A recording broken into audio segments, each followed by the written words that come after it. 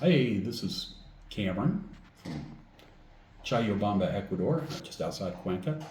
Another in the series of observations of a semi-blind guy. So, yeah, it's not without its obstacles. Wouldn't wish it on anyone, don't wish it for me, but it's all how you kind of look at things. Give you a couple examples. So, the other day, we were walking down the street, and it was like 5 o'clock closing time, and this guy's shutting his store, and he's got this dog that's the size of a bear cub. At least I didn't know it was a dog at the time. Big black four-legged thing, and it comes rushing towards me, and just before it's like right on me, his nose dives down to the sidewalk, and he starts trying to bite the ball on the end of my cane. He thought it was a toy, because I'm going back and forth with it as I'm walking down the street. Absolutely hilarious. Scared the crap out of me. But, boy, talk about a conversation starter. You know, the owner was petrified his dog was going to remove, the bottom half of my left leg. Yeah, it wasn't. And this was a dog that had the big ass steel pinchy collar thing. So I'm guessing that he's had some remedial behavioral training at some point. But no, dog just wanted to play with the ball on the end of that stick, and he thought that was pretty cool. So, conversation starter. The other night we went to dinner, and lovely restaurant, and there were like several of us, and our friends were leading the way. Hostess is taking us back, and we turn a corner, and I promptly trip over something.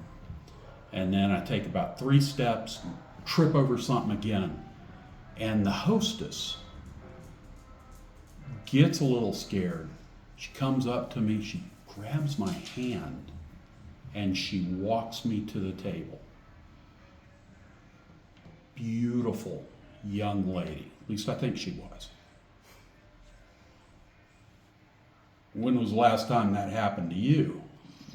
Thought, I need to remember to trip more often.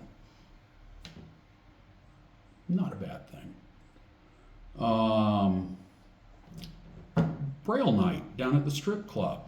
That's a plus. Church and singing. My singing voice is, you can't even really call it that. When I sing, it probably approximates the sound of a hungry cheetah tossed into an elementary school cafeteria at lunchtime. It's horrible. In fact, I have a nephew who has the most incredible ability. He has perfect pitch. You can pluck a string on a guitar and he can tell you exactly what it is. I'm fairly certain that if I sang near my nephew, I might be charged with unintentional homicide. Certainly, at the least, permanent damage. I don't think he could take it. I would never sing near him. Poor guy.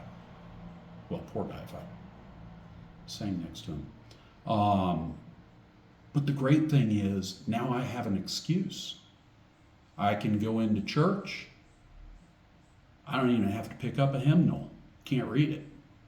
Now, the one caveat is if it's like a real familiar song, I'll have to stand there and go, and so people don't look. But if it's a more obscure tune, nobody expects me to be singing, and that's a good thing. That's a very good thing. So, everything has its pros and cons. You just got to find them. Look for your pros and cons. So, this is Cameron from Cuenca, Ecuador. Observations of a semi-blind guy. Ciao, ciao.